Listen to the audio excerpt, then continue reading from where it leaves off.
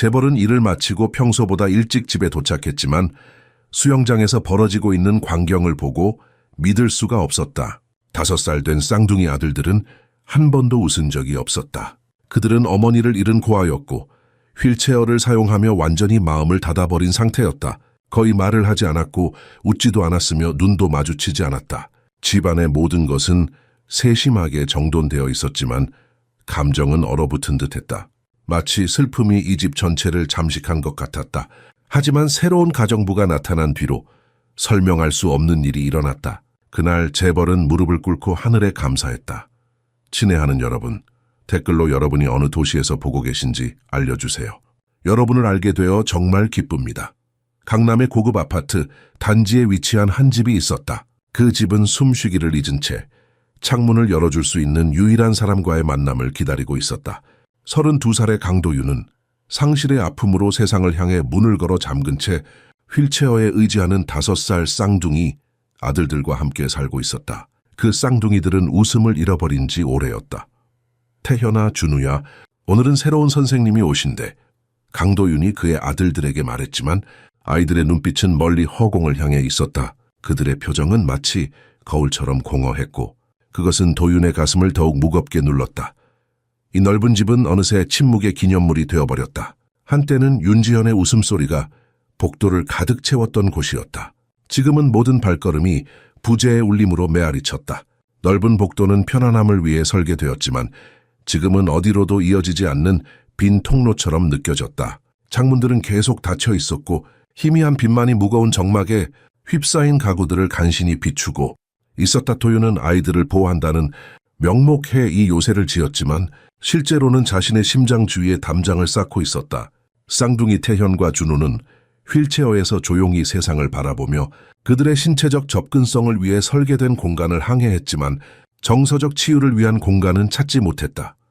집은 마치 살아있는 존재처럼 숨을 어렵게 내쉬고 있었다. 희망을 들이마시는 법을 잊어버린 것 같았다. 각 방마다 과거의 웃음소리, 대리석 바닥을 걷던 가벼운 발걸음 소리의 메아리가 깃들어 있었다. 군대식 정확함으로 계획된 치료 일정조차 이 가족을 삶 자체로부터 분리시키는 보이지 않는 장벽을 깨뜨리지 못했다. 준우야, 오늘은 식사를 조금만 해보자. 도윤이 부드럽게 권유했지만 아이는 고개를 돌려 거부했다. 도윤은 한숨을 내쉬었다. 상실감이 그의 어깨를 무겁게 짓눌렀다. 이런 침묵과 충족되지 않은 기대로 가득 찬 분위기 속에서 31살의 윤하늘의 도착은 몇 달 만에 처음으로 신선한 공기를 불어넣을 것을 약속했다. 그녀의 존재는 창문뿐만 아니라 외부 세계에 대해 스스로를 닫아버린 심장을 여는 열쇠가 될 것이었다. 그날 오후 하늘이 입주 보모 면접을 위해 초인종을 눌렀을 때 도윤은 지친 눈으로 그녀를 맞이했다. 윤하늘 씨죠? 들어오세요. 그는 형식적인 인사를 건넸다. 하늘은 고개를 숙여 인사하며 아이들을 만나 뵙게 되어 영광입니다. 라고 말했다. 그녀의 목소리에는 따뜻함이 있었고 그것은 이 집에 오랫동안 존재하지 않았던 것이었다. 도윤은 그녀가 단지 또 한 명의 전문가일 뿐이라고 생각했다. 그러나 그는 하늘이 가져올 변화, 그녀가 입김을 불어넣어 다시 숨쉬게 할 집에 대해 전혀 알지 못했다. 삶의 활기가 다시 찾아올 것이라는 사실을 그는 상상조차 할 수 없었다. 어느 날 오후 도윤은 회사에서 평소보다 일찍 귀가하고 있었다. 단지 안의 돌길을 따라 집 뒤쪽으로 향하던 중 익숙한 침묵이 깨지는 소리를 들었다. 처음에는 새소리나 이웃집 정원에서 들려오는 메아리라고 생각했지만 그 소리가 반복되었다. 날카로운 소리가 터져 나온 뒤 진정한 웃음소리가 연쇄적으로 이어졌다. 예의상 또는 억지로 웃는 것이 아닌 자연스럽고 거품처럼 솟아오르는 웃음소리였다. 이런 웃음소리는 예전에 그의 집을 채웠던 소리였고 지현의 장례식 이후로는 사라졌던 소리였다. 그의 가죽 구두가 돌바닥 위에서 바스락거리는 소리를 내며 걸음을 늦추었고 그는 신체적 혼란으로 움직임이 멈췄다. 웃음소리는 온천수 욕실에서 수증기처럼 올라왔고 현실적이고 믿을 수 없을 정도로 밝았다. 도윤은 목구멍 중간에서 막힌 숨을 들이마셨고 계속 걸었다. 그의 마음은 아직 준비가 되지 않은 질문들로 이미 달리고 있었다. 그는 수백 번이나 그 길을 걸었고 항상 같은 측정된 걸음으로 항상 그의 집에 무겁게 내려앉은 같은 무거운 정막을 기대하며 걸었다. 소리는 계속 정원에서 떠다녔고 그가 조심스럽게 구축한 현실을 도전했다. 그의 아들들이 그런 기쁨을 만들어내고 있다는 것은 불가능했다. 그 쌍둥이들은 수개월 동안의 효과 없는 치료 속에서 말이 없고 경직된 채로 있었다. 그의 발걸음은 더 느려졌다. 마치 너무 빨리 다가가면 무엇이든 일어나고 있는 마법이 깨질까봐 그랬다. 웃음소리는 계속 그에게 전달되었고 묻혀있던 기억들과 자신을 보호하기 위해 잠들게 해둔 희망을 깨웠다. 이게 진짜 우리 아이들 웃음소리인가?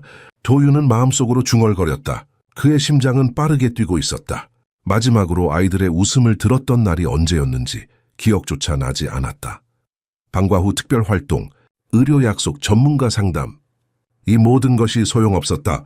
매일 밤 아이들의 방문턱에 서서 그는 고요함만을 들었다. 그러나 지금 이 예상치 못한 순간에 그 소리가 돌아왔다. 도윤은 자신의 귀를 의심했다. 그가 유리문 가장자리에 도달했을 때 그의 앞에 펼쳐진 장면은 마치 살아있어서 가만히 있지 않는 그림처럼 형태를 갖추었다.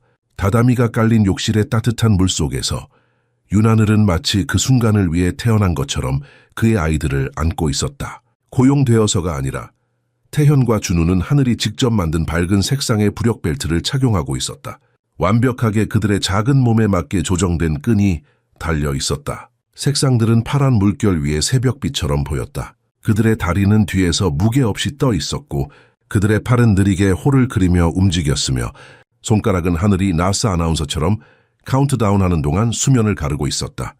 셋, 둘, 하나, 발사. 그녀가 외쳤고 아이들은 마치 욕실이 그들만 볼 수 있는 하늘로 향하는 발사대가 된 것처럼 발을 차며 소리를 질렀다.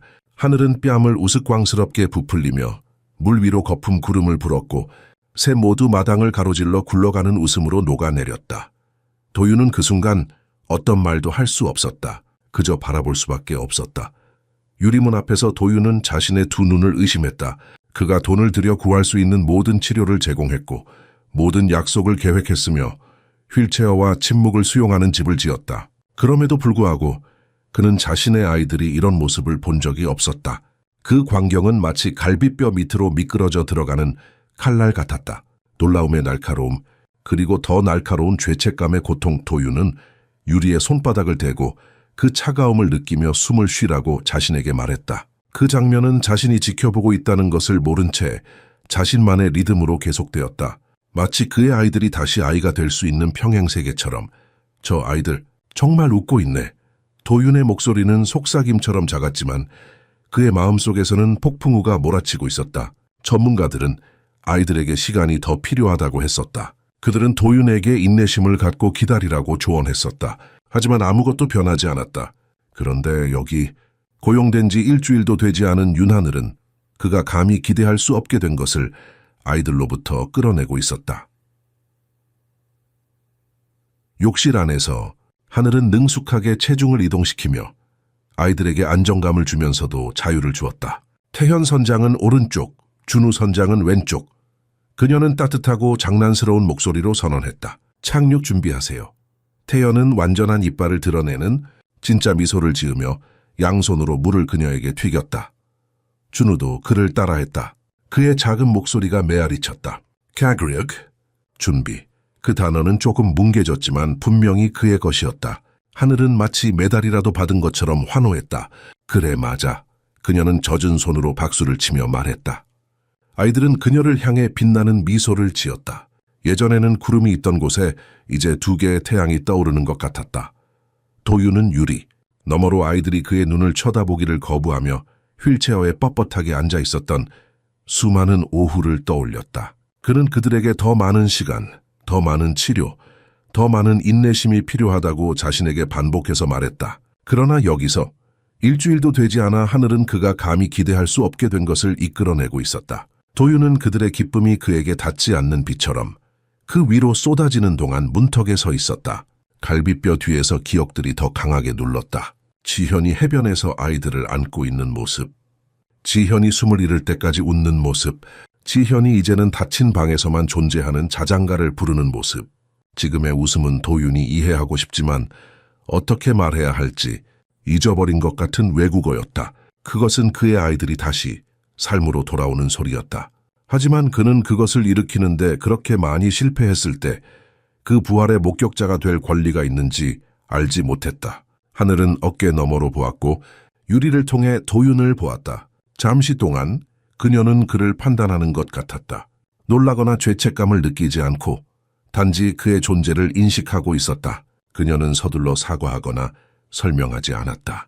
대신 그녀는 손을 들어 올려 열린 손바닥으로 작은 제스처를 취했다. 거의 질문과 같았다. 도윤은 그녀가 말없이 그를 안으로 초대하고 있다는 것을 이해했다. 마치 그 순간이 그녀만의 것이 아니라고 말하는 것 같았다. 그 초대는 어떤 질책보다 더 무거웠다. 그는 유리에 여전히 손가락을 붙인 채 망설였고 기억들은 더 강하게 눌렀다. 웃음소리는 그가 갑옷처럼 유지해온 고요함에 대한 직접적인 도전처럼 울렸다. 도윤은 치료사들의 차트가 그의 책상에 쌓여 있는 것을 생각했다. 그들의 공손한 연민이 담긴 목소리와 그들이 이것을 본다면 뭐라고 할지 궁금했다. 그는 자신이 무엇을 해야 하는지 궁금했다. 그는 자신이 짓지 않았고 통제하지 않는 무언가의 가장자리에 못 박힌 채 남아 있었다. 아이들은 자신들이 지켜보고 있다는 것을 알지 못했다. 태현은 등을 대고 누워 마치 날개처럼 팔을 벌리고 떠 있었다. 그 순간을 붙잡아 두려는 듯 눈을 꼭 감고 있었다. 준우는 그를 따라했지만 그의 작은 다리는 불균형하게 물결을 일으키며 발차기를 했다. 하늘은 각각의 등 아래에 한 손을 대고 도윤이 들을 수 없는 무언가를 속삭이며 그들을 지탱했다. 그리고 그녀는 다시 카운트다운했다. 우주 비행사들 준비. 셋, 둘, 하나 무중력. 그리고 그녀는 손을 들어 올렸다. 몇 초 동안 그들은 완전히 혼자서 떠 있었다. 무게 없이. 경이로움에 눈을 크게 뜨고 입을 살짝 벌린 채. 도윤에게는 세상이 다시 제자리에서 돌아가는 것을 보는 것 같았다. 준우야. 도윤은 자신도 모르게 속삭였다. 그의 목소리는 감정의 무게로 떨렸다. 그가 마지막으로 아들들의 얼굴에서 이런 표정을 본 것이 언제였는지 기억조차 나지 않았다. 물론 지현이 살아있을 때였다. 그녀는 항상 아이들에게서 웃음을 이끌어내는 법을 알고 있었다.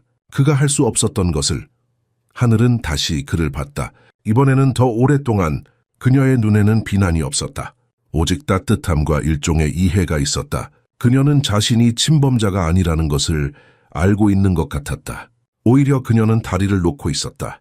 아버지와 아들들 사이의 다리, 과거와 현재 사이의 다리, 슬픔과 치유 사이의 다리죠. 태현 선장, 다음 미션 준비하세요. 그녀가 웃으며 말했다. 태현은 웃음을 터뜨렸다. 그것은 작고 조심스러웠지만 분명히 웃음이었다. 도윤의 심장은 가슴속에서 멈추는 것 같았다. 물속에서 아이들은 계속해서 놀고 있었다. 그들은 거의 자유로워 보였다. 마치 물이 중력뿐만 아니라 과거의 무게도 없애주는 것처럼. 하늘은 그들 사이에서 우아하게 움직였다. 그녀는 마치 그것이 그녀의 두 번째 본성인 것처럼 아이들을 안내했다. 그녀의 웃음은 진짜였다. 그녀의 기쁨도 진짜였다. 도윤은 지난 몇 달 동안 감히 느끼지 못했던 것을 느꼈다. 희망. 그것은 작고 깨지기 쉬운 것이었지만 분명히 거기 있었다. 그러나 그것과 함께 죄책감의 날이 그의 마음을 찔렀다. 왜 그는 이것을 성취할 수 없었는가? 왜 그의 아이들은 그와 함께 있을 때가 아니라 이 낯선 사람과 함께 있을 때 웃을 수 있는가? 물고기처럼 수영해볼까? 하늘이 제안했다. 아이들은 그들이 할 수 있는 만큼 열심히 고개를 끄덕였다. 그들의 눈은 흥분으로 빛났다. 아마도 그들이 다시 물에 나올 때 이런 표정을 보인 것은 사고 이전이었을 것이다. 하늘은 갑자기 도윤을 다시 바라보았다. 그녀는 고개를 살짝 기울이며 미소를 지었다. 그것은 초대였다. 명백한 것. 도윤은 목을 부드럽게 쓸어내렸다. 그의 마음에 많은 질문들이 떠올랐다. 그가 들어가야 할까? 지금 이 시간일까? 그가 아이들의 발전을 방해하지는 않을까? 그러나 그의 심장은 이미 대답을 알고 있었다. 그는 너무 오랫동안 바깥에 서 있었다. 아이들의 웃음소리, 그 소리는 마치 등대처럼 그를 집으로 부르고 있었다. 그가 잊었던 집으로 문을 열면서 도윤은 무언가가 그의 내면에서 녹아내리는 것을 느꼈다. 망설임의 얼음, 외로움의 얼음, 무력감의 얼음이. 그것은 고통스러웠지만 어떤 면에서는 좋은 종류의 고통이었다.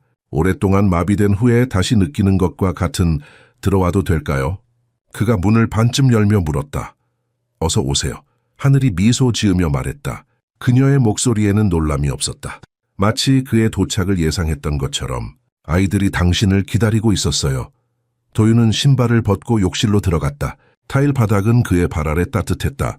그는 물가에 멈춰 서서 어색하게 서 있었다. 그는 어떻게 참여해야 할지 확신이 없었다. 이것은 낯선 영역이었다. 그가 회사를 경영하고 직원들을 관리하고 복잡한 계약을 협상하는 것은 쉬웠다. 하지만 자신의 아이들과 놀아주는 것? 그것은 그가 완전히 잊어버린 기술이었다. 아빠! 준우가 소리쳤다. 그것은 깨끗한 단어였다. 완벽하게 발음된. 도윤은 숨을 들이마셨다. 그의 아들이 그를 부른 것이 얼마만인지. 그리고 그런 기쁨으로 간세 들어오세요. 하늘이 말했다. 물이 완벽해요. 도윤은 주저했지만 아이들의 기대에 찬 표정을 보고 결심했다. 그는 조심스럽게 셔츠를 벗고 바지를 반바지로 갈아입었다. 그의 움직임은 기계적이었다. 마치 그의 몸이 기억하려고 노력하는 것처럼. 어떻게 가볍게 되는지, 어떻게 즐거움에 몸을 맡기는지. 그는 물에 발을 담그자 그 따뜻함에 놀랐다. 물은 그의 피부를 껴안았다. 하늘은 뒤로 물러나며 그에게 공간을 주었다. 아빠 봐요. 태현이 외쳤다. 그는 팔을 물 위로 뻗어 작은 물보라를 만들었다. 그의 얼굴은 자랑스러움으로 빛났다. 할 수 있어요. 도윤은 울컥하는 감정을 느꼈다. 그는 목구멍에 덩어리를 삼켰다. 정말 잘하는구나, 태현아. 그가 말했다. 그의 목소리는 약간 떨렸다. 하늘은 조용히 지켜보고 있었다. 그녀의 얼굴에는 희미한 미소가 있었다. 그녀는 물에서 움직이면서도 항상 아이들을 지켜보고 있었다. 그녀의 손은 항상 준비되어 있었지만 불필요하게 간섭하지는 않았다. 오늘 우리는 우주여행을 하고 있어요. 그녀가 설명했다. 태현이와 준우는 우주비행사예요. 그리고 우리는 방금 무중력 상태를 경험했어요. 도윤은 고개를 끄덕였다. 이것은 그의 아이들이 좋아할 만한 게임이었다. 그들은 항상 우주와 별에 매료되어 있었다. 지현은 그들에게 별자리에 대해 이야기해주곤 했었다. 그는 그녀가 떠난 후로 그런 이야기를 계속하지 않았다는 것을 깨달았다. 그는 너무 많은 것을 놓치고 있었다. 아빠도 우주비행사 될래요? 준우가 물었다. 그의 눈은 희망으로 빛나고 있었다. 도윤은 망설였다. 그는 오랫동안 아이답게 행동하지 않았다. 그는 무거운 책임을 진 성인이었다. 그러나 그의 아들의 초대는 거절하기 어려웠다. 그래, 그가 마침내 말했다. 나도 우주비행사가 되고 싶구나. 하늘은 눈을 빛내며 미소 지었다. 좋아요, 강 우주비행사님. 우리는 지금 달을 향해 가고 있어요. 모두 헬멧 점검. 아이들은 상상 속의 헬멧을 확인하는 척했고 도윤도 어색하게 따라했다. 그것은 어색했지만 동시에 이상하게 자연스러웠다. 그의 몸은 이러한 동작을 기억하고 있었다. 놀이의 언어를. 발사 준비. 세스둘 하나 발사. 하늘이 외쳤다. 아이들은 환호성을 지르며 물을 튀겼다. 도윤은 그들의 기쁨이 전염되는 것을 느꼈다. 그는 자신도 모르게 웃고 있었다. 작고 조심스러운 웃음이었지만 웃음이었다. 하늘은 그를 바라보았다. 그녀의 눈에는 판단이 없었다. 오직 이해가 있었다. 좋은 시작이에요. 그녀가 조용히 말했다. 오직 그만 들을 수 있게. 물이 그들을 지탱했고 웃음소리가 욕실을 채웠고 도윤은 처음으로 오랜 시간 동안 숨을 깊게 들이마셨다. 실제로 폐 깊숙이. 마치 그 역시 숨쉬기를 잊었던 것처럼. 다음은 어디로 갈까요, 선장님들? 하늘이 물었다. 토성. 태현이 외쳤다. 목성. 준우가 동시에 말했다. 그들은 서로를 바라보고 웃었다. 진짜 웃음. 도윤은 그 소리가 그의 가슴속 깊은 곳에 메아리 치는 것을 느꼈다. 그리고 그 메아리에 비로소 다시 희망이 있었다. 도윤은 문프레임을 더 세게 붙잡았다. 심장이 손바닥에 맞닿아 마치 탈출하고 싶어 하는 것처럼 뛰고 있었다. 그는 지금까지 자신이 얼마나 아이들의 웃음소리를 그리워했는지, 얼마나 그 소리에 갈증을 느꼈는지, 그리고 그 소리의 귀환이 가져오는 고통에 대해 얼마나 무방비 상태였는지 이해하지 못했다. 욕실에서 나오면서 도윤은 수건으로 머리를 말렸다. 물방울이 그의 어깨에서 바닥으로 떨어졌다. 하늘은 아이들을 데리고 나와 따뜻한 수건으로 감싸주고 있었다. 그녀의 손길은 효율적이면서도 부드러웠다. 오늘 정말 멋진 우주여행이었어요. 그녀가 아이들에게 말했다. 내일은 어떤 행성을 탐험할까요? 화성. 태현이 말했다. 그의 목소리는 작았지만 흥분으로 가득 차 있었다.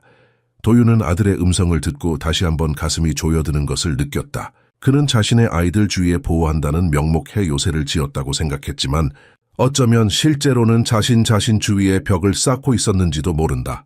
아이들의 웃음소리는 그 벽에 대한 망치였고 그가 감히 건드리지 않았던 곳에 균열을 내고 있었다. 하늘의 눈이 다시 한번 그의 눈을 마주쳤고 그 눈빛은 견고하고 흔들림이 없었다. 그 짧은 정지된 순간에 그는 열리는 문을 인식했다. 그 집이 아직도 가지고 있는지도 모르는 문을. 그는 차가운 유리에 손을 얹고 거기 서서 짧은 호흡으로 그들을 지켜보았다. 마치 움직이면 마법이 깨질 것처럼 웃음소리가 다시 올라왔다. 밝고 비현실적으로 그는 오랜 시간 만에 처음으로 시선을 돌리지 않았다. 도윤 씨, 하늘이 부드럽게 말했다. 저녁 식사 준비를 도와주실래요? 그것은 간단한 질문이었지만 그 속에는 더 깊은 초대가 있었다. 일상으로의 초대, 참여로의 초대. 도윤은 자신이 언제부터 식사 준비에서 물러서 있었는지 기억할 수 없었다. 그는 항상 일이 바빴고 가정부와 간병인들이 모든 것을 처리하게 했었다. 네, 그가 말했다. 그의 목소리는 마치 오랫동안 사용되지 않은 악기처럼 약간 거칠었다. 도와드리겠습니다. 하늘은 따뜻하게 미소 지었다. 그것은 진짜 미소였다.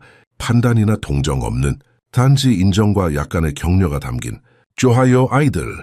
우주 비행사들은 우주 임무 후에 잘 먹어야 해요. 그렇죠? 네. 쌍둥이들이 합창했다. 도윤은 이 단순한 교환에서 얼마나 많은 정상화가 일어났는지 깨달았다. 질문, 대답, 흥분, 참여. 이것은 모두 몇 달 전만 해도 상상할 수 없었던 것들이었다. 부엌에서 하늘은 쌍둥이들을 그들의 특수 의자에 앉히고 테이블 위에 그림 용품을 펼쳤다. 우주 탐험을 그려볼까요? 그녀가 제안했다. 도윤은 조용히 관찰하면서 냉장고에서 재료를 꺼냈다. 그는 하늘이 어떻게 그의 아이들을 다루는지 주목했다. 그녀는 그들을 결코 서두르지 않았다. 그녀는 그들을 결코 강요하지 않았다. 그녀는 그들을 위한 기회를 만들고 그들이 올 때까지 기다렸다. 도윤 씨는 어떤 음식을 좋아하세요? 하늘이 야채를 썰면서 물었다. 그 질문은 그를 놀라게 했다. 그는 최근에 누군가가 그에게 그런 간단한 질문을 한 것이 언제인지 기억할 수 없었다. 된장찌개요. 그가 마침내 말했다. 따뜻하고 편안한 것이 좋아요. 하늘은 미소를 지었다. 완벽해요. 오늘 밤에는 그걸 만들어요. 아이들도 좋아할 거예요. 도윤은 망설였다. 아이들이 먹을까요? 그들은 보통... 그는 말을 끝내지 않았다. 식사 시간은 항상 어려웠다. 아이들은 거의 먹지 않았고 그는 그들을 억지로 먹이는 것을 미워했다. 오늘은 다를 거예요. 하늘이 말했다. 그녀의 목소리에는 확신이 있었다. 우주여행은 배고픈 일이잖아요. 그렇죠? 도윤은 그녀의 낙관주의를 의심했지만 논쟁하지 않았다. 그는 그녀가 아이들을 위한 특별한 방법을 가지고 있다는 것을 이미 보았다. 아마도 식사 시간도 다른 기적을 가져올지도 모른다. 부엌 창문으로 석양이 들어왔고 그 따뜻한 빛이 방을 황금빛으로 물들였다. 아이들은 흥분하여 우주선과 행성들을 그리면서 이야기를 나누고 있었다. 도윤은 그 순간을 마음에 새겼다. 새로운 시작의 아름다움을, 그리고 처음으로 그는 미래를 두려워하지 않고 기대하기 시작했다. 다음 날 아침 햇빛이 유리벽을 통해 쏟아져 들어왔지만 어딘가 흐릿하게 느껴졌다. 마치 대저택 자체가 숨을 참고 있는 듯했다. 하늘은 조용히 그러나 단호하게 움직였다. 손님처럼 발끝으로 걷지 않고 평가하는 사람의 침착함으로 움직였다. 그녀는 부드러운 콧노래를 흥얼거리며 아침 식사 그릇들을 모으고 있었다.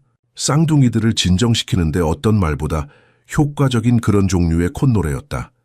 밝은 주방에서 그녀는 항상 그랬던 것처럼 건축가들이 편의를 위한 이 기념물을 지을 때 간과한 작은 단서들을 발견했다. 작은 팔에게는 너무 높은 조리대, 어린 손가락이 닿기에는 바로 벗어난 곳에 있는 엘리베이터 버튼, 그리고 경고처럼 냉장고에 붙어있는 치료 일정표던 태현은 결코 가지고 놀지 않는 야구 카드를 들고 마치 그 가장자리를 지우려는 것처럼 엄지로 모서리를 문지르고 있었다. 준우는 단어 대신 스티커를 모으고 있었고 테이블 위에 조용하고 완벽한 줄로 정렬하고 있었다. 도윤은 팔꿈치를 대고 주방섬에 앉아 마치 그의 존재만으로도 무언가 깨지기 쉬운 것을 깨뜨릴 수 있는 것처럼 관찰하고 있었다. 아직 아침 8시가 차에 되지 않았지만 이미 일과의 무게가 그들을 누르고 있었다. 집은 완벽해 보였지만 불완전하게 사라지고 있었다. 껍데기는 숨 쉬는 법을 잊어버렸다. 침묵은 평화가 아니라 강제된 일시 정지, 영구적이 되어버린 대기 상태로 그들 사이에 확장되었다. 하늘은 아침이 같은 깊어진 침묵으로 미끄러지도록 두지 않을 것이라고 결심했다. 그 침묵은 이 너무 큰 집에서 말해진 단어의 양에 비해 너무 많은 아침을 특징지어 왔다. 오늘은 좀 더 활기찬 하루를 만들어 볼까요? 하늘이 조용히 말했다. 아이들은 그녀를 조심스럽게 바라보았다. 그들의 눈에는 호기심과 약간의 의심이 혼합되어 있었다. 도윤은 여전히 어젯밤 욕실에서의 경험에 대해 생각하고 있었다. 그것은 마치 오랜 시간 동안 갇혀있던 감정의 문이 약간 열린 것 같았다. 그는 아직 그것을 어떻게 처리해야 할지 확신이 없었다. 오늘 스케줄은 어떻게 되나요? 그가 물었다. 그의 목소리는 공식적이었지만 예전보다는 부드러웠다. 하늘은 그를 향해 미소 지었다. 판단하지 않는 미소. 물리치료사는 오후 2시에 오시고 언어치료는 4시예요. 하지만 그 사이에 그녀는 잠시 멈추고 아이들을 바라보았다. 우리는 좀 다른 것을 시도해 볼 거예요. 다른 것이라니요? 도윤이 물었다. 그의 얼굴에 경계심이 스쳤다.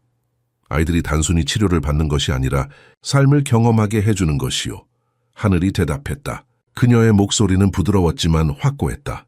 우리는 그림을 그릴 거고, 음악을 들을 거고, 어쩌면 정원에도 가볼 거예요. 아이들은 세상을 경험해야 해요. 그저 관찰하는 것이 아니라. 도윤은 자동적으로 반박하려다가 멈췄다. 그는 어젯밤 욕실에서의 웃음을 기억했다. 그것은 몇 달간의 치료보다 더 큰 성과였다. 어쩌면 하늘의 방식에는 무언가 있는지도 모른다. 좋아요. 그가 마침내 말했다. 시도해 볼게요. 하늘의 눈이 밝아졌다. 좋아요. 아침 식사부터 시작해 볼까요? 아이들이 서로를 바라보았다. 식사 시간은 항상 어려웠다. 하지만 하늘의 목소리에는 그들이 신뢰하기 시작한 무언가가 있었다. 배고파요. 준우가 작은 목소리로 말했다. 이 두 단어는 도윤의 심장을 뛰게 했다. 그것은 단순한 필요의 표현이었지만 또한 참여의 표현이기도 했다. 그의 아들이 소통하고 있었다.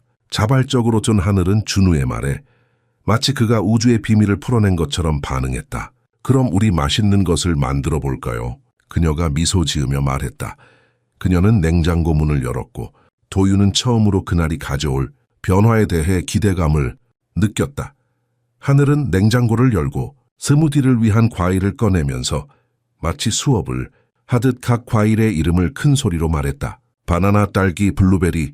그녀가 말하고 아이들이 따라 말하기를 기다렸다. 태연이 슬쩍 쳐다보며 바나나라고 너무 작게 속삭여서 거의 놓칠 뻔했다. 준우는 그의 티셔츠에서 스티커 하나를 떼어 그의 팔꿈치 옆 조리대에 붙였다. 그건 내라는 뜻이야. 하늘이 미소 지으며 말했다. 그녀는 과일을 믹서기에 넣었다. 기계가 켜지면서 소리를 냈다. 도윤은 그 소리에 움찔했지만 자리에 계속 앉아 있었다. 그녀가 음료를 컵에 따르자 아이들 앞에 놓았고 누가 먼저 시도할 용기를 낼지 지켜보았다. 태연의 손이 떨렸지만 빨대를 찾았다. 준우는 컵을 너무 기울여서 분홍색 스무디 강이 테이블을 가로질렀다. 도윤이 반응하기 전에 하늘은 이미 그녀의 차분한 손으로 지시하고 있었다. 먼저 타월 그리고 도움. 그 동작은 혼란과 평온함 사이, 사고와 학습 사이에 다리를 놓는 부드러운 것이었다. 엎질러진 것은 재앙이 아니라 작은 우아함의 연습이었다. 도윤은 커피잔 뒤에서 이 장면을 지켜보았고 증기가 그의 눈과 그들 사이에서 말려들었다. 그는 항상 자신이 단순히 물리적으로 거기 있는 것만으로도 함께하고 있다고 상상했지만 하늘을 바라보면서 근접성과 참여의 차이를 이해했다. 아이들은 그녀 앞에서 움츠러들지 않았다. 그들은 그녀의 존재 속에서 실수를 할 용기를 냈고 그녀가 회복할 공간을 주었기 때문이었다. 진저는 쏟아진 컵, 속삭인 과일 이름, 의사소통에 조용하지만 효과적인 깃발로 제공된 스티커에서 펼쳐졌다. 이거 맛있어요. 태현이 놀란 표정으로 말했다. 그의 목소리는 작았지만 분명했다. 준우도 고개를 끄덕이며 컵을 다시 들었다. 이번에는 더 조심스럽게 도윤은 그들이 평범한 아침 식사를 하는 것을 본 지 얼마나 오래되었는지 생각했다. 지현이 살아있을 때는 아침 식사가 시끌벅적하고 즐거운 시간이었다. 그녀의 죽음 이후 그것은 그저 거쳐야 할 또 하나의 장애물이 되었다. 잘하고 있어요. 하늘이 부드럽게 말했다. 그녀는 과장된 환호나 과도한 칭찬 없이 그저 사실을 인정했다. 아이들은 그것을 감지했고 반응했다. 그들의 어깨는 약간 더 편안해졌고 그들의 동작은 약간 덜 조심스러워졌다. 저도 한 입 먹어도 될까요? 도윤이 갑자기 물었다. 그의 목소리에는 약간의 불확실함이 있었다. 마치 그가 확신이 없는 것처럼 물론이죠. 하늘이 대답했다. 그녀는 그에게 컵 하나를 건네주었다. 그는 한 모금을 마셨다. 달콤하네요. 그가 말했다. 좋아요. 아이들은 그를 쳐다보았다. 그들의 눈에는 약간의 놀라움이 있었다. 아빠가 그들과 같은 것을 먹고 그것에 대해 코멘트하는 것은 새로운 일이었다. 더 마실래? 태연이 자기 컵을 내밀며 물었다. 그것은 작은 제스처였지만 도윤의 가슴을 쥐어짰다. 공유. 그의 아들이 그와 무언가를 공유하고 있었다. 고마워. 그가 대답했다.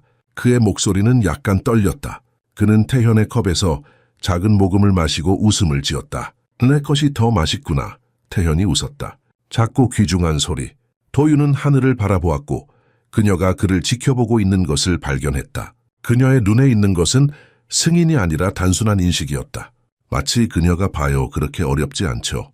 라고 말하고 있는 것 같았다. 식사가 끝나갈 무렵 하늘이 말했다. 오늘은 좀 특별한 활동을 해볼까 해요. 정원에 나가서 우리만의 작은 정글을 만들어 볼 거예요. 정글이요? 준우가 물었다. 그의 목소리에는 약간의 흥분이 스며 있었다. 그래, 하늘이 대답했다. 거기에는 탐험할 수풀도 있고 발견할 보물도 있고 어쩌면 몇몇 친절한 동물들도 있을지 모르지. 진짜 동물이요? 태현이 물었다. 그의 눈은 커다랗게 열려 있었다. 상상 속의 동물일 수도 있고 어쩌면 몇몇 진짜 방문객이 올지도 모르지. 하늘이 미소 지으며 말했다. 준비되면 모험이 우리를 기다리고 있어요. 도윤은 아침 회의를 위해 준비해야 했지만 갑자기 회사에 전화해 늦을 것이라고 말하고 싶은 강한 충동을 느꼈다. 아이들의 눈에서 빛나는 기대감은 어떤 비즈니스 거래보다도 더 중요해 보였다. 저 잠깐 함께해도 될까요? 그가 물었다. 나중에 사무실에 가기 전에 하늘의 미소가 더 밝아졌다. 물론이죠. 모든 모험가는 환영받아요. 준우가 작은 손을 들어올려 야호라고 속삭였다.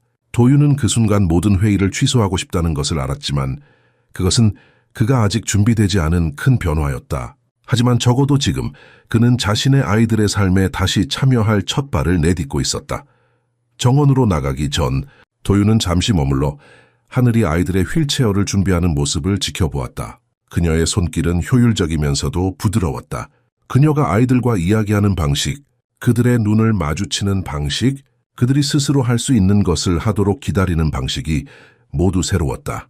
그녀는 그들을 돕고 있었지만 그들의 독립성을 존중하고 있었다.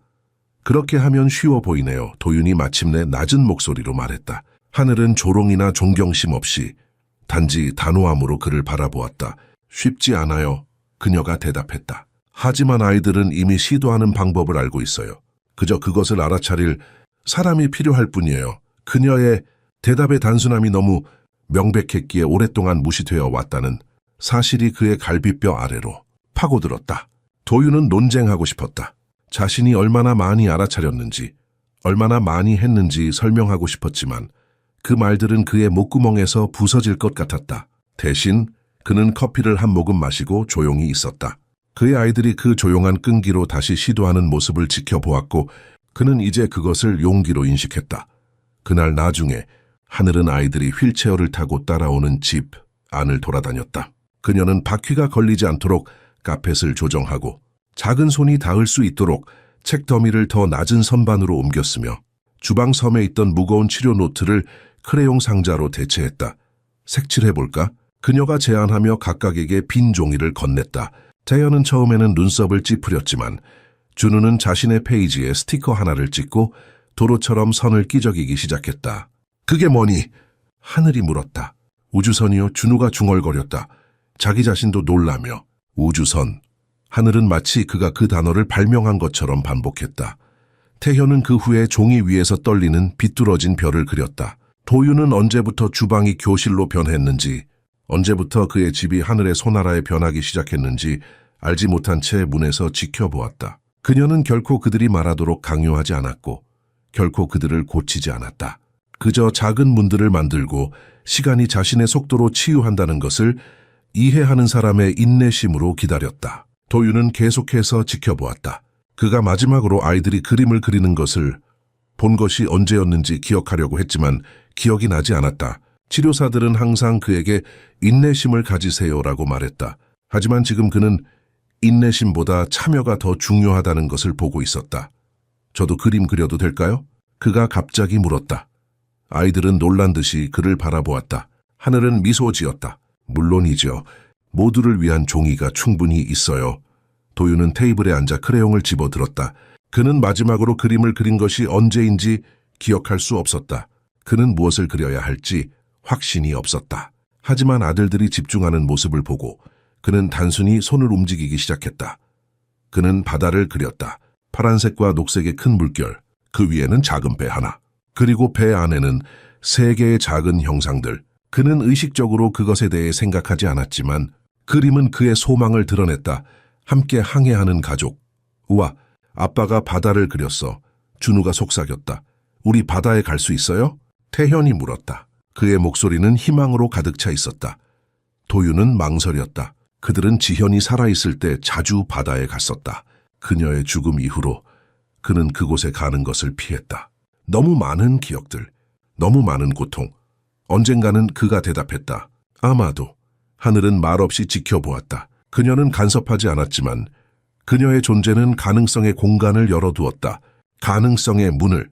내일은 어떨까요? 그녀가 조용히 제안했다. 작은 여행, 짧게, 그냥 시도해보는 거죠. 도윤은 그녀를 바라보았다. 그녀의 눈에는 도전이 있었지만 친절함도 있었다. 그는 깊게 숨을 들이마셨다. 생각해볼게요. 그가 말했다. 그것은 거절이 아니었다. 그것은 생각해보겠다는 약속이었다. 그리고 그 자체로 그것은 몇 달 전보다 훨씬 더 큰 진전이었다. 아이들은 계속 그림을 그리고 색칠하고 작은 세계를 종이 위에 창조했다. 그들의 세계는 제한적일 수 있었지만 그것은 확장되고 있었다. 한 번에 한 크레용씩, 한 번에 한 단어씩, 한 번에 한 웃음씩. 이후 며칠은 강요되지 않으면서도 새롭게 느껴지는 일과를 가져왔다. 하늘은 집의 자연스러운 리듬을 찾아내었고 계획된 치료와 진정한 치유가 일어나는 자발적인 순간들 사이를 자유롭게 오갔다. 어느 날 아침 물리치료 도구들을 정리하면서 그녀는 태현이 평행봉을 개인적인 도전처럼 바라보고 있는 것을 알아챘다. 뭔가 다른 것을 시도해 볼래? 그녀가 물었다. 하지만 목표와 타이머를 가지고 오는 치료사들처럼이 아니었다. 그녀의 질문은 놀이로의 초대처럼 들렸다. 태현은 간신히 고개를 끄덕였고 그의 손은 휠체어 팔걸이를 꽉 쥐고 있었다. 하늘은 그를 즉시 평행봉으로 옮기지 않았다. 대신 그녀는 그의 앞에 바닥에 앉았다. 먼저 다리에서 어떤 느낌이 드는지 말해줄래? 그녀가 차분한 목소리로 말했다. 태연은 눈썹을 찌푸리며 집중했다. 마이시, 내 손이 저린 것 같은데 그런데 깨어나지 않는 것 같아요. 그녀는 마치 그가 귀중한 비밀을 공유한 것처럼 고개를 끄덕였다. 그건 중요한 정보야.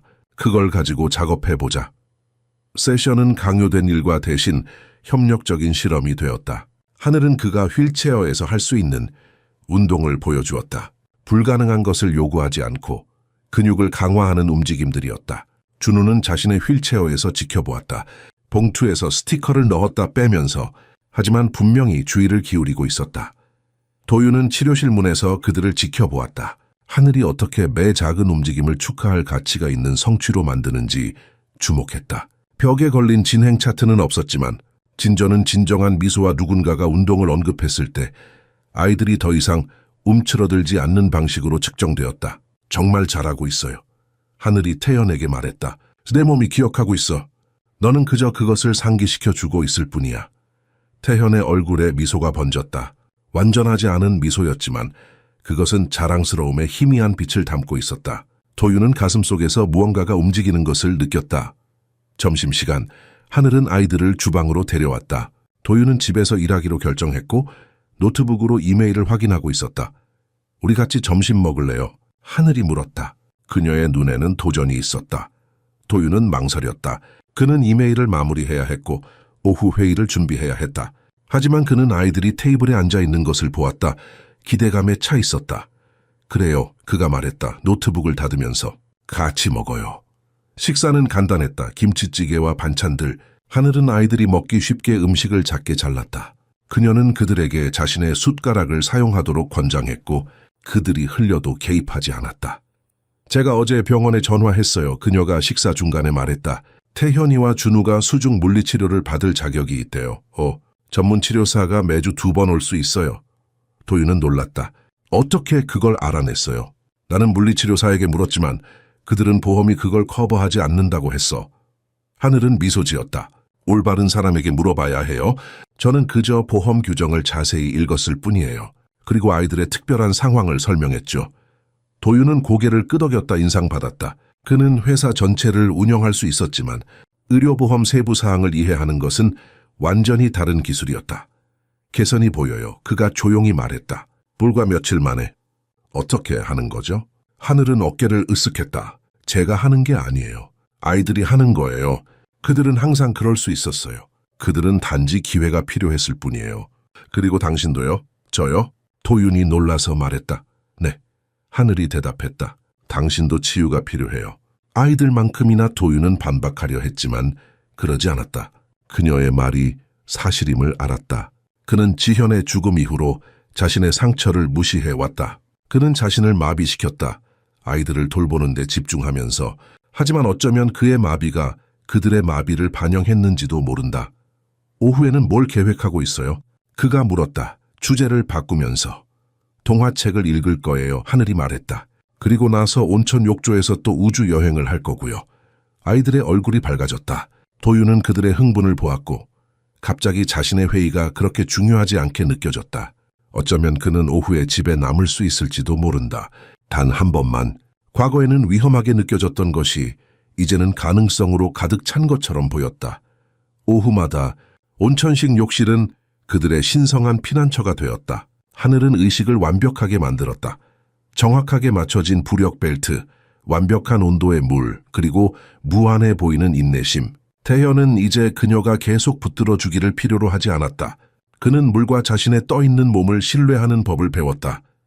이것 봐. 그가 어느 날 준우에게 말했다. 팔을 날개처럼 펼치며. 처음으로 준우는 두려움 없이 그를 따라하려고 했고 그의 움직임은 불균형했지만 결단력이 있었다. 물은 그들의 기술의 완벽함을 판단하지 않고 같은 관용으로 그들을 받아들였다. 하늘은 그들의 호흡을 세었고 속도보다 리듬이 더 중요하다고 가르쳤다. 셋, 둘, 하나 잠수. 그녀가 말했고 두 아이 모두 몇 초 동안 얼굴을 물에 담갔다가 놀란 눈과 열린 입으로 떠올랐다. 준우는 거품을 만들기 시작했다. 깊고 물거품 같은 소리가 몇 달 만에 처음으로 그의 가청적인 웃음으로 변했다. 태연은 너무 세게 박수를 쳐서 물보라가 작은 무지개를 만들었다. 도윤은 이제 더 이상 유리 뒤에 머물지 않았다. 그는 세션에 합류했다.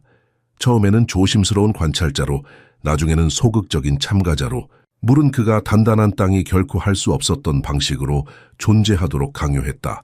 그는 자신의 아이들이 그가 완전히 그곳에 있기를 필요로 할 때 그의 전화나 서류 뒤에 숨을 수 없었다. 어느 날 오후 그들이 손을 잡고 원으로 떠 있을 때 도윤은 자신이 오랫동안 잊고 있었던 무언가를 느꼈다. 자신의 고통보다 더 큰 무언가의 일부가 되는 감각. 욕실은 그들 넷을 지탱했지만 그들 사이의 연결은 더 강하게 그들을 지탱했다. 아빠, 너무 재미있어요. 준우가 웃으며 말했다. 그의 눈은 밝게 빛나고 있었다. 도윤은 그의 목소리가 매일 조금씩 더 강해지는 것을 알아챘다. 단어들이 더 명확해지고 있었다. 그래, 정말 재미있구나, 도윤이 대답했다. 그는 자신이 웃고 있다는 것을 깨달았다. 그것은 크고 개방적인 웃음이 아니었지만 진짜 웃음이었다. 하늘은 그를 관찰했지만 그녀의 눈에 판단은 없었다. 단지 조용한 이해가 있었다.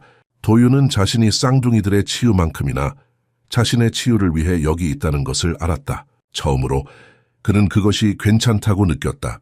다리가 더 가벼워졌어요. 태현이 말했다. 물 아래서 발가락을 움직이려고 노력하면서 마치 내가 움직일 수 있는 것처럼 느껴져요. 도윤은 희망이 가슴속에서 번지는 것을 느꼈다.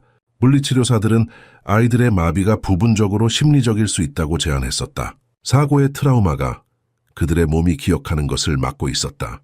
어쩌면 물이 그 트라우마의 무게를 덜어주고 있는 것일까? 훌륭해, 태현아, 하늘이 말했다. 내 몸이 기억하고 있어. 그냥 계속 시도해. 도윤은 아내가 살아있었다면 어땠을지 생각하지 않을 수 없었다. 그녀는 이 순간들을 자랑스러워했을 것이다. 그는 처음으로 그 생각이 고통스럽지만 견딜 만하다는 것을 발견했다. 다음엔 뭐 하고 싶어? 하늘이 물었다. 그들이 수건으로 자신을 말리면서 이야기요. 준우가 외쳤다. 우주 이야기. 좋아. 하늘이 웃으며 말했다. 내가 알고 있는 완벽한 이야기가 있어. 달에 사는 토끼에 관한 거야. 달 토끼요? 태연이 물었다. 눈을 크게 뜨고. 그래, 하늘이 대답했다. 한국에서는 달을 보면 토끼가 떡을 만드는 것을 볼 수 있다고 해. 오늘 밤 하늘이 맑으면 우리가 찾아볼 수 있을 거야. 도윤은 그의 어머니가 그에게 달 토끼 이야기를 해주던 것을 기억했다. 그는 그 이야기를 자신의 아이들에게 결코 들려주지 않았다. 어쩌면 지금이 시작할 시간일지도 모른다. 오늘 밤 테라스에서 볼 수 있을 거예요. 그가 말했다. 내가 어렸을 때 할머니께서 항상 보름달이 뜨면 나에게 그 이야기를 해주셨어. 아이들이 그를 바라보았다. 흥미로운 표정으로. 그것은 그가 자신의 과거에 대해 공유한 몇 안 되는 순간 중 하나였다. 그는 평소에 주로 실용적인 것들, 당장에 필요한 것들에 대해서만 이야기했다. 오늘 밤에 이야기해 주실래요? 준우가 물었다. 거의 속삭이듯이. 도윤은 하늘을 바라보았다. 자신이 침범하고 있는지 확인하기 위해. 그녀는 고개를 끄덕이며 격려하는 미소를 지었다. 그래, 도윤이 대답했다. 오늘 밤에 이야기해 줄게. 이 간단한 약속에서 그는 깊은 친밀감을 느꼈다. 그들은 이제 단순히 생존하는 것이 아니라 함께 살기 시작하고 있었다. 작은 기쁨을 공유하고 작은 전통을 만들고 다시 가족이 되어가고 있었다. 물이 그들의 몸을 지탱했던 것처럼 이 작은 순간들이 그들의 영혼을 지탱하고 있었다. 몇 주가 지나면서 가족의 역학관계뿐만 아니라 집 자체도 변화했다.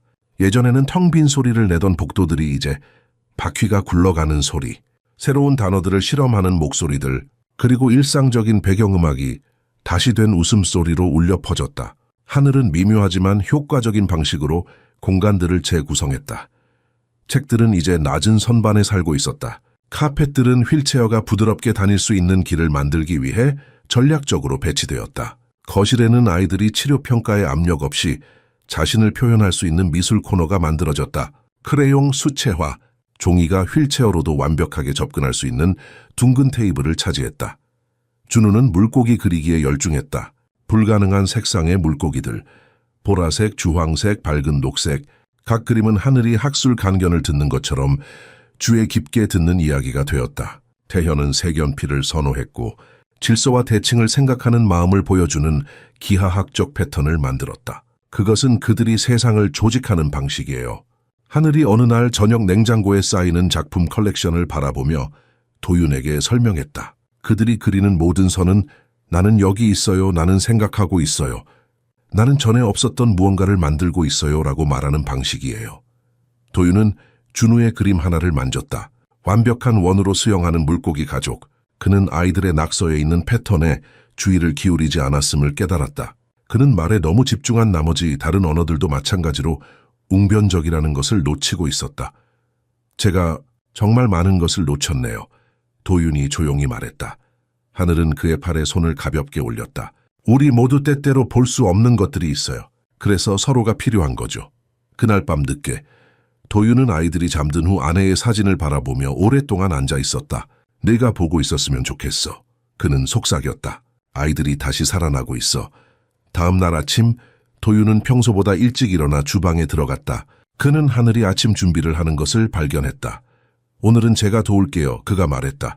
뭘 도와드릴까요? 하늘의 놀란 표정은 곧 미소로 바뀌었다. 밥 지을래요? 난 반찬을 준비할게요. 함께 그들은 아이들을 위한 아침을 준비했다. 도윤은 마지막으로 요리를 한 것이 언제인지 기억할 수 없었다. 아내가 죽은 후 그는 모든 가사일을 가정부와 간병인들에게 맡겼다. 하지만 이제 그는 다시 참여하고 싶은 욕구를 느꼈다. 아이들이 일어났을 때 그들은 아빠가 테이블에 앉아 있는 것이 아니라 밥을 뜨고 있는 것을 보고 놀랐다. 아빠가 요리했어요? 태연이 믿을 수 없다는 듯이 물었다. 네, 도윤이 미소 지으며 대답했다. 엄마가 가르쳐 주신 대로.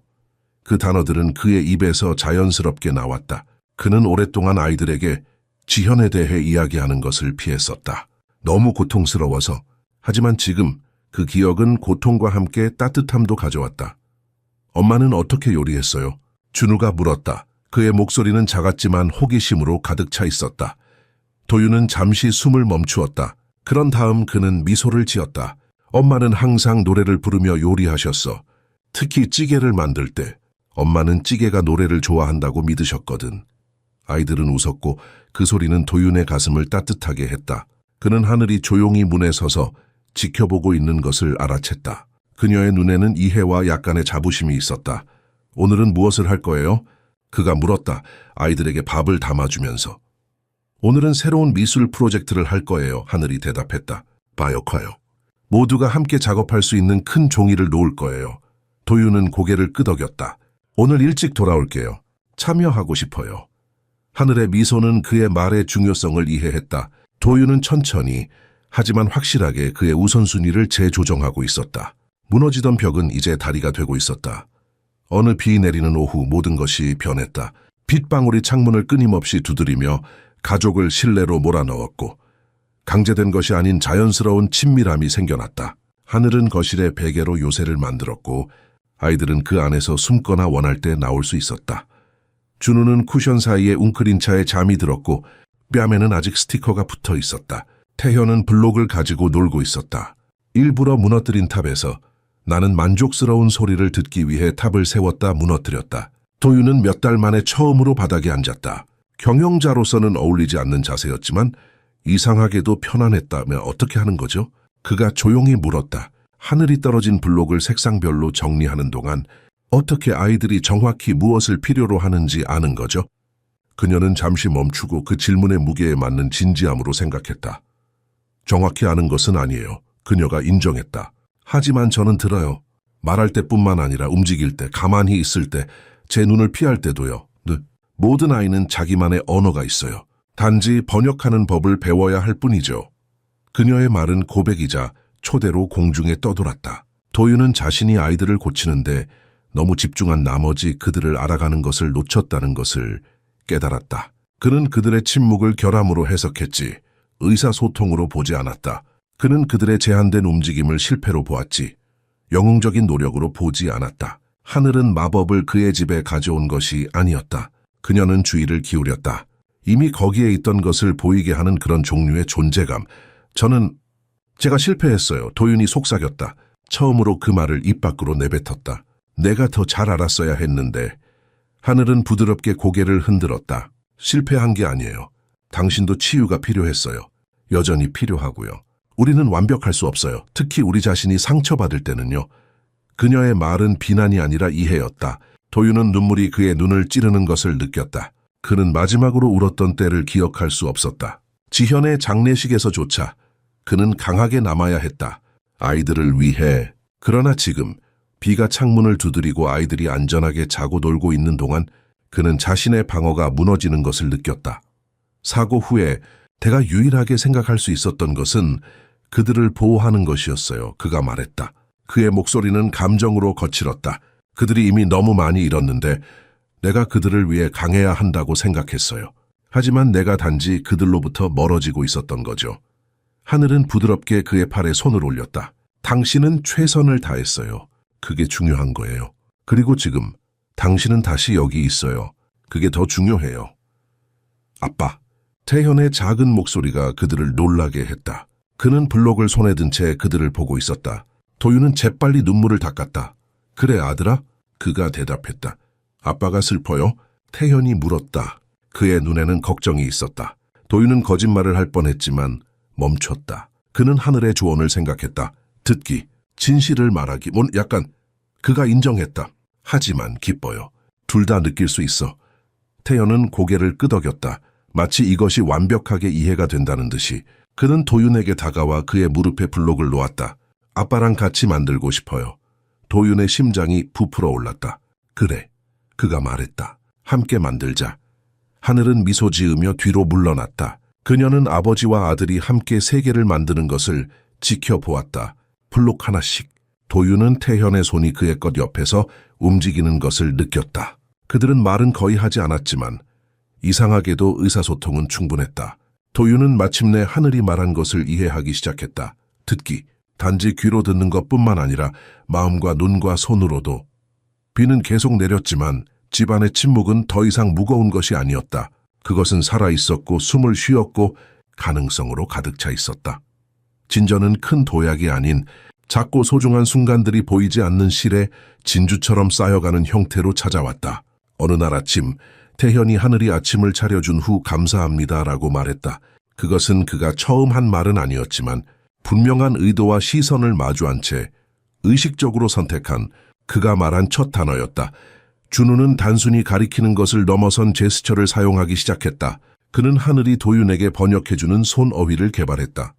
손바닥을 위로 향하는 것은 덜을 의미했고 가슴에 주먹을 대는 것은 내 거들, 그리고 뺨에 펼친 손가락을 대는 것은 행복함을 의미했다.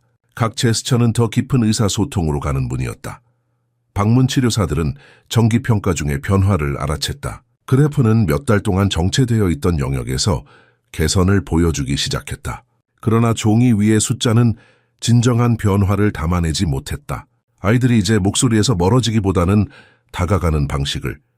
태연이가 이제 자기 신발을 스스로 신으려고 합니다. 언어치료사가 도윤에게 말했다. 놀라움을 감추지 못하며. 그리고 준우는 오늘 두 문장을 말했어요. 짧지만 완전한 문장이었습니다. 도윤은 고개를 끄덕였지만 놀라지 않았다. 그는 이미 알고 있었다. 그는 이제 매일 아침 출근 전에 아이들과 아침 식사를 했고 가능할 때마다 일찍 퇴근했다. 그는 아이들의 작은 승리와 도전을 목격했다. 도윤은 일상에 더 적극적으로 참여하기 시작했다.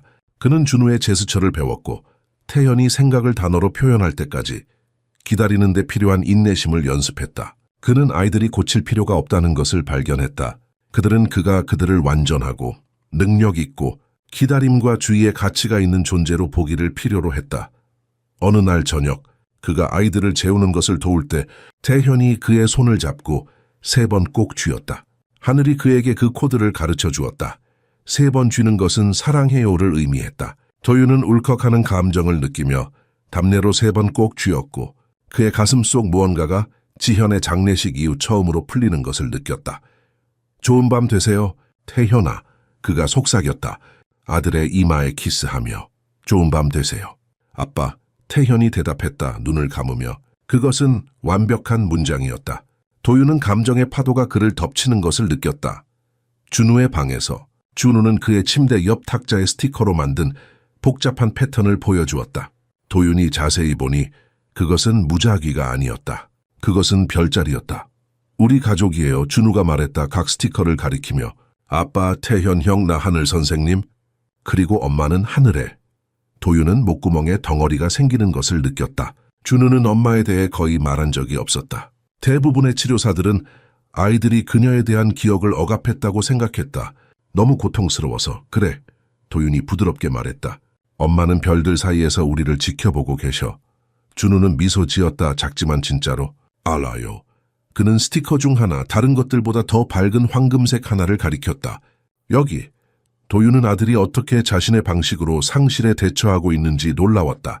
준우는 말을 많이 하지 않을지 모르지만 그는 느끼고 있었고 처리하고 있었고 치유하고 있었다. 그저 도윤이 이해할 수 없었던 언어로 하늘은 복도에서 기다리고 있었다. 문에 기대어. 그녀는 아이들과 도윤 사이의 교류를 지켜보았고 그녀의 눈에는 진정한 기쁨이 있었다.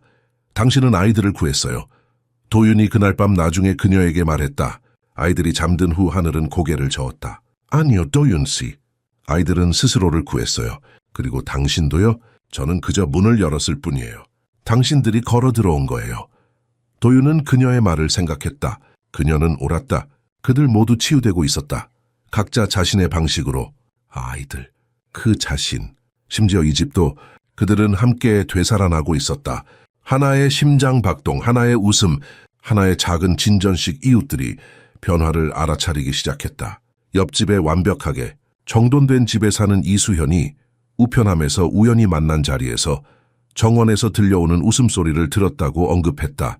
그녀의 어조는 불평이 아니라 진정한 호기심과 어쩌면 약간의 향수가 섞인 것이었다. 여기 분위기가 달라졌어요, 요즘. 그녀가 안경을 조정하며 이제는 열린 도윤의 집 창문들을 바라보며 말했다. 또 생기가 넘쳐요. 도윤은 고개를 끄덕였다. 자신의 지붕 아래에서 일어난 변화를 어떻게 설명해야 할지 확신이 없었다. 어떻게 한 여자가 와서 그의 가족에게 다시 숨쉬는 법을 가르쳤다고 말할 수 있을까? 아이들이 많이 좋아졌어요. 그가 마침내 말했다. 그리고 저도요. 이수현은 따뜻하게 미소 지었다. 뭐요요? 좋은 일이에요, 도윤 씨. 정말로요. 조경사들은 더 이상 하루 종일 커튼이 닫혀있지 않다는 것을 알아챘다. 우편 배달부는 차고에 적응형 자전거가 나타난 것을 발견했다. 계획된 치료와 의사 약속을 넘어 삶이 확장되었다는 신호였다. 심지어 스쿨버스, 운전기사도 카터 아이들이 버스 경사로를 오를 때 더 정신이 맑아 보인다고 언급했다. 그러나 가장 큰 변화는 외부, 관찰자들에게는 보이지 않았다. 집은 자체적인 리듬을 개발했고 강제된 침묵 대신 진정한 활동으로 맥동했다. 전에는 박물관처럼 느껴지던 방들이 이제는 집처럼 사라지고 있었다. 도윤은 더 자주 집에서 일하기 시작했다. 감독해야 해서가 아니라 함께하고 싶어서였다. 그는 수영장에서 들려오는 아이들의 웃음소리가 그가 집중하기 위해 사용했던 어떤 플레이리스트보다 더 좋은 배경음악이라는 것을 발견했다. 역설적이게도 그가 방해를 거부하는 대신 방해를 진정으로 중요한 것의 상기로 받아들이기 시작했을 때 생산성이 향상되었다. 어느 날 오후 도윤은 아이들과 하늘이 정원에서 노는 모습을 내려다보며 아파트 창가에 서 있었다. 그들은 작은 채소밭을 시작했고 태연과 준우는 각자 자신의 작은 구역을 가지고 있었다. 그들의 휠체어는 특별히 제작된 휠체어용 정원 도구로 무장했고 그들은 열심히 흙을 파고 씨앗을 심고 있었다. 우리 텃밭이에요, 아빠. 준우가 그가 다가갔을 때 소리쳤다. 저는 당근을 키우고 있어요. 나는 상추. 태연이 덧붙였다. 흑투성이 장갑을 자랑스럽게 들어 보이며 도윤은 미소 지었다. 정말 훌륭하네요. 우리 집에서 재배한 신선한 채소로 밥상을 차릴 수 있겠어요. 하늘은 옆에서 지켜보고 있었다. 그녀의 얼굴에는 조용한 만족감이 있었다. 식물을 키우는 것이 아이들에게 좋아요. 그녀가 말했다. 책임감을 가르치죠. 그리고 인내심도요. 나에게도 마찬가지인 것 같아요. 도윤이 대답했다. 목소리를 낮추어. 나도 많이 배우고 있어요. 채소밭 너머로 그는 담 너머 이웃집에서 이수연이 그들을 지켜보고 있는 것을 알아챘다. 그녀는 손을 들어 인사했고 그는 담내로 손을 들었다.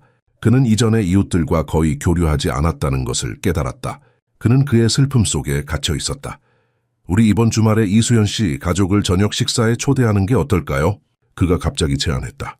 그녀의 아이들은 우리 아이들과 비슷한 나이예요. 함께 놀 수 있을 거예요. 하늘은 약간 놀란 듯 보였지만 곧 따뜻하게 미소 지었다. 정말 좋은 생각이에요. 아이들에게 친구가 필요해요. 도윤은 고개를 끄덕였다. 그는 지현이 죽은 후 그들의 사회적 삶이 얼마나 제한되었는지 생각했다. 그는 세상으로부터 아이들을 보호하려고 했지만 어쩌면 그들에게서 세상을 빼앗고 있었는지도 모른다. 뭔가 특별한 것을 요리할까요? 하늘이 물었다. 자신의 손을 닦으며. 태현이와 준우가 도울 수 있어요. 그들은 요리하는 것을 좋아해요. 도윤은 놀랐다. 정말요? 난 몰랐어요. 물론이죠. 하늘이 웃으며 말했다. 준우는 계란을 깨는데 정말 능숙해요. 그리고 태연은 세상에서 가장 훌륭한 김치볶음밥을 만들어요. 도윤은 자신이 아직도 아이들에 대해 배울 것이 많다는 것을 깨달았다. 그들의 기쁨, 그들의 능력, 그들의 관심사. 그는 과거에는 보지 못했던 세상이 열리는 것을 느꼈다. 오늘 저녁에 우리 다 같이 요리할까요? 그가 제안했다. 아이들의 얼굴이 기쁨으로 밝아졌고 도윤은 자신이 올바른 방향으로 나아가고 있다는 것을 알았다. 작은 발걸음씩 그들은 모두 치유되고 있었다. 그리고 외부 세계가 그 변화를 알아차리기 시작했다. 하늘에 도착 6개월 후 변화는 부인할 수 없었지만 완전히 설명하기는 어려웠다. 정기평가를 위해 집을 방문하는 전문가들은 그들의 가장 낙관적인 기대치를 초과하는 개선을 발견했다. 아이들은 단순히 치료 목표를 달성하는 것이 아니라 매뉴얼이 예측하지 못한 방식으로 번창하고 있었다.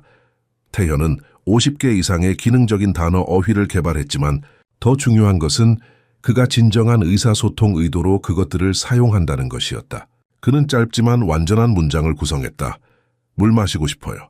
이거 좋아요. 수영하러 갈 수 있어요. 준우는 여전히 제스처와 스티커를 선호했지만 특정 단어에 명확하게 해당하는 소리를 발음하기 시작했다. 두 아이 모두 운동 협응력이 향상되었다. 태연은 최소한의 도움으로 휠체어에서 침대로 옮길 수 있었다. 준우는 더 긴 시간 동안 등받이 없이 앉을 수 있는 몸통 힘을 발달시켰다. 하지만 숫자와 측정값은 더 깊은 변화를 담아내지 못했다. 그들은 세상에 대한 호기심을 되찾았다. 그들은 목적을 가지고 집을 탐험했고 제스처와 말로 질문했으며 음식, 활동, 그리고 동반자에 대한 분명한 선호도를 표현했다. 그들은 단순히 돌봄을 받는 수동적인 환자가 아니라 자신의 삶에 적극적으로 참여하는 사람이 되었다. 도윤은 이러한 변화를 잃어버린 시간에 대한 죄책감과 회복된 시간에 대한 감사함이 혼합된 감정으로 지켜보았다. 지현에 대한 슬픔은 사라지지 않았지만 더 이상 집의 모든 산소를 소비하지는 않았다. 아빠, 오늘 우리 공원에 가요? 태현이 어느 토요일 아침 물었다. 그의 눈은 기대감으로 빛났다. 좋아, 도윤이 대답했다. 주저함 없이. 그는 예전에는 공공장소에서 아이들을 데리고 다니는 것을 피했었다. 사람들의 동정 어린 시선이 두려웠다. 그러나 이제 그는 그런 것들이 중요하지 않다는 것을 알았다. 중요한 것은 그의 아이들이 세상을 경험하는 것이었다. 하늘은 현관에서 준우가 외투 입는 것을 도왔다. 그녀는 매일 그가 조금씩 더 많은 것을 스스로 할 수 있도록 격려했다. 자기 단추를 직접 잠가볼래? 그녀가 제안했다. 준우의 작은 손가락이 첫 단추와 씨름했다. 그것은 어려운 과제였지만 그는 포기하지 않았다. 마침내 그가 성공했을 때 그의 얼굴은 자부심으로 빛났다 해냈어요. 그가 외쳤다. 도윤을 올려다보며. 도윤은 목구멍에 감정의 덩어리를 느꼈다. 정말 잘했어, 준우야. 그가 말했다. 정말 자랑스러워.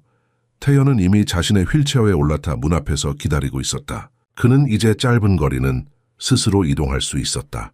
우리 오리에게 먹이 줄 거예요? 그가 물었다. 물론이지. 도윤이 대답했다. 빵 좀 가져갈게. 몇 달 전만 해도 상상할 수 없었던 일상의 순간들이 이제는 그들의 새로운 정상이 되었다. 공원 산책, 오리에게 먹이 주기, 웃음, 대화, 삶을 함께하기도 하늘은 문간에 서서 가족을 바라보았다. 그녀의 얼굴에는 만족감이 있었다. 그녀는 언제나 이 가족의 잠재력을 보았다. 지금 그것이 꽃피는 것을 보는 것은 그녀의 가장 큰 기쁨 중 하나였다. 하늘 씨도 같이 가요. 준우가 갑자기 말했다. 그는 그의 작은 손을 그녀를 향해 뻗었다. 하늘은 잠시 도윤을 바라보았다. 그가 고개를 끄덕이자 그녀는 미소 지었다. 좋아요, 나도 갈게요. 그들이 집을 나서면서 도윤은 얼마나 많은 것이 바뀌었는지 생각했다. 단순히 아이들의 상태가 아니라 그들이 누구인지에 대한 그의 인식, 그들이 필요로 하는 것, 그리고 그의 자신의 역할. 그는 더 이상 자신을 단지 부양자나 보호자로 보지 않았다. 그는 아버지였다. 참여하는, 존재하는, 성장하는 아버지. 그들이 공원으로 걸어가는 동안 가을 햇살이 그들의 얼굴을 따뜻하게 비추었다. 도윤은 지현이 이 순간을 볼 수 있었으면 좋겠다고 생각했다. 그녀는 자랑스러워했을 것이다. 그들 모두를 괜찮으세요, 도윤 씨? 하늘이 물었다. 그의 표정에서 뭔가를 알아차리고 도윤은 미소 지었다. 네, 괜찮아요. 그 어느 때보다도요. 어느 오후 하늘이 온천 욕실 세션을 위한 재료를 준비하고 있을 때 도윤이 몇 주 동안 구상해온 결심으로 다가왔다. 그의 손에는 변호사들과 함께 검토한 서류들이 들려 있었다. 이 서류들은 단순한 법적 거래 이상의 의미를 담고 있었다. 그들의 마음속에 이미 일어난 일을 공식화하는 것이었다. 이것은 계약서가 아닙니다. 그가 약간 떨리는 목소리로 말했다. 더 좋은 것, 더 진실된 것이에요. 그는 서류를 바라보았다. 이미 마른 검은색 잉크가 여전히 의도를 담아 진동하는 듯했다. 그의 손가락이 마치 그 단어들이 실제 하는지 확인하려는 듯이 내용을 훑었다. 이것은 당신이 단지 여기 있다는 것을 의미하는 것이 아니라 우리가 이것을 선택했다는 것을 의미합니다. 모든 것을, 우리 모두를요. 도윤은 하늘을 직접 바라보며 그녀는 눈을 깜빡이지 않았다. 당신은 단지 도움이 아닙니다. 그가 확고한 단어로 말했다. 이제 당신은 가족입니다. 하늘은 처음에는 움직이지 않았다. 그녀의 손은 아이들의 무릎에 각각 하나씩 얹어져 있었고 그녀는 대답하기 전에 그들을 바라보았다. 이럴 필요 없어요. 하늘이 마침내 말했다. 그녀의 목소리는 속삭임처럼 부드러웠다. 저는 이미 여러분을 소중히 여기고 있어요. 도윤은 고개를 저었다. 우리는 이것을 원합니다. 이것이 옳은 일이에요. 그의 눈에는 확신이 담겨 있었다. 당신은 단지 아이들을 돌보는 것 이상의 존재가 되었어요. 당신은 우리를 다시 살게 해주었어요. 태현이 고개를 끄덕였고 준우도 곧 따라했다. 하늘 선생님은 가족이에요. 태현이 단순하지만 확고하게 말했다. 그의 목소리에는 몇 개월 전에는 없었던 새롭게 발견한 자신감이 담겨 있었다. 준우는 이전에 준비해 두었던 비단 종이에 쌓인 액자를 꺼냈다. 그들은 함께 그것을 건네주었다. 완벽한 협력 속에서 조용했지만 조화로웠다. 액자 안에는 하늘이 몇 달 전에 찍은 해변 사진이 들어있었다. 그녀가 포즈를 요구하지 않고 찍은 사진이었다. 웃음의 한가운데에 있는 아이들의 모습, 팔이 떠있고 표정은 자유로웠다. 도윤은 직접 액자를 사포로 다듬었다. 나무는 광택이 없었지만 정직했고 단단했고 영구적이었다. 뒷면에는 4가지 다른 필체로 쓰여 있었다. 우리는 함께 시작합니다. 그 단어들은 그들이 살아온 모든 이야기와 앞으로 쓰여질 모든 이야기를 담고 있었다. 하늘은 액자를 보았고 그녀의 가슴 속 무언가가 꽉 조여졌다. 고통스럽지 않은 방식으로, 오히려 완전한 충만함으로. 그것은 전례 없는 감각이었다. 너무 많은 이야기들이 얽혀 있어서 한 번에 모두 풀어낼 수 없는 것이었다. 그녀는 정확히 울지는 않았지만 그녀의 목소리는 그녀가 말했을 때 떨렸다. 이럴 필요 없어요. 우리는 이것을 원해요. 도윤이 즉시 대답했다. 하늘은 다시 아이들을 바라보았다. 정말 이것을 원하니? 태현이 탁자에서 펜을 집어들며 말했다. 우리는 이미 원하고 있어요. 준우는 서명이 들어갈 공간을 가리키며 덧붙였다. 이제 그냥 쓰는 거예요. 그리고 그들은 그렇게 했다. 도윤이 먼저 조심스럽게 서명했고 그 다음에 하늘이 서명했다. 그녀의 이름은 주저없이 페이지에 떨어졌다. 아이들은 마지막에 크레용으로 그들의 이니셜을 추가했다. 법적 관례에 대한 즐거운 반항, 종이가 가족을 만드는 것은 아니었지만 그것을 이름 짓고 선택하고 다른 이들 앞에서 글로 쓰는 것은 더 강한 무언가를 만들었다. 지속성된 서명 후 그들은 따뜻하고 익숙하게 기다리고 있는 온천 욕실로 향했다. 이제는 새로운 장을 위한 여지가 있는 챕터처럼 하늘은 낡았지만 믿을 수 있는 부력 벨트를 점검했다. 선장님들 준비되셨나요? 그녀가 의식으로 가득 찬 목소리로 물었다. 그들은 함께 물속으로 미끄러져 들어갔다. 아이들은 팔을 벌리고 떠 있었다. 그들의 종이 왕관은 약간 기울어졌지만 결코 떨어지지 않았다. 도윤은 가까이 수영했지만 간섭하지 않았다. 웃음이 부드럽고 겹쳐지며 왔다. 기적처럼이 아니라 패턴으로, 리듬으로, 약속이 이루어진 것으로. 그들 뒤에서 집이 숨을 내쉬는 것 같았다. 은유적으로가 아니라 실제로. 때때로 장소는 누군가가 그것을 올바른 방식으로 사랑할 때까지 숨을 참고 있기 때문이다. 안에서는 그 사진이 액자 속에서 빛났다. 우리는 함께 시작합니다. 밖에서는 바다가 손바닥을 펴고 말했다. 그래. 하늘은 액자를 바라보며 가슴속에서 무언가가 완전히 조여드는 느낌을 받았다. 고통스럽지는 않았지만 모든 감정이 한꺼번에 밀려와 압도적이었다. 그녀는 정확히 울지는 않았으나 목소리가 떨렸다. 이런 일을 하실 필요가 없어요. 우리는 이것을 원해요. 도윤이 즉시 대답했다. 그녀는 다시 아이들을 바라보았다. 너희들도 정말로 이것을 원하니? 태연이 테이블에서 펜을 집어들며 대답했다. 우리는 이미 원하고 있어요. 준호는 서명이 들어갈 자리를 가리키며 덧붙였다. 이제 그냥 적는 거예요. 그리고 그들은 그렇게 했다. 도윤이 먼저 조심스럽게 서명했고 그 다음 하늘이 서명했다. 그녀의 이름은 주저함 없이 종이 위에 떨어졌다. 아이들은 마지막에 크레용으로 자신들의 이니셜을 추가했다. 법적 관례에 대한 즐거운 반항이었다. 종이가 가족을 만드는 것은 아니었지만 이름을 붙이고 선택하고 서로 앞에서 그것을 글로 쓰는 행위는 더 강한 것을 만들었다. 지속성을 서명을 마친 후 그들은 온천 욕실로 향했다. 물은 따뜻하고 친숙했으며 그들을 기다리고 있었다. 마치 성장할 여지가 있는 챕터처럼. 하늘은 낡았지만 믿을 수 있는 부력 벨트를 확인했다. 선장님들 준비됐나요? 그녀가 의식을 담은 목소리로 물었다. 함께 그들은 물속으로 미끄러져 들어갔다. 아이들은 팔을 펼치고 떠 있었다. 그들의 종이 왕관은 약간 기울어졌지만 결코 떨어지지 않았다. 도윤은 가까이에서 수영했지만 개입하지는 않았다. 웃음소리가 부드럽게 겹쳐져 올라왔다. 기적이 아닌 패턴으로, 리듬으로 이행된 약속으로. 우리는 이제 진짜 가족이에요. 준우가 물었다. 그의 눈은 물방울로 반짝였다. 우리는 항상 가족이었어. 도윤이 대답했다. 단지 이제는 하늘 선생님도 우리의 일원이 된 거지. 태현이 물을 첨벙거리며 기뻐했다. 이제 하늘 선생님이 영원히 우리와 함께해요.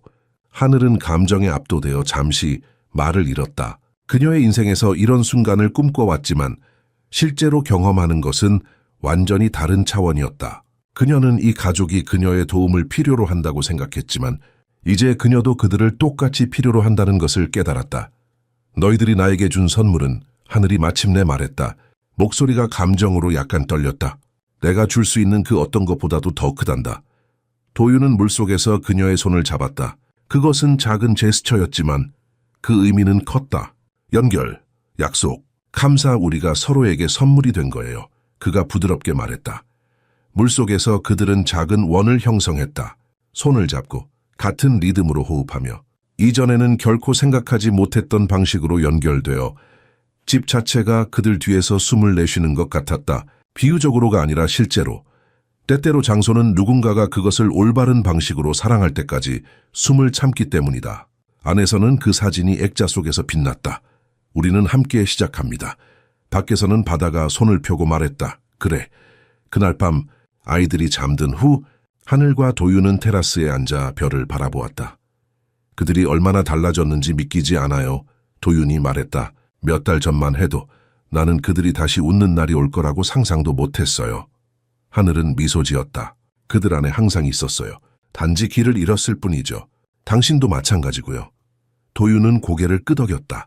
당신이 우리에게 온 것은 기적이었어요. 기적이 아니에요. 하늘이 부드럽게 말했다. 그저 올바른 시간에 올바른 사람들이 만난 거예요.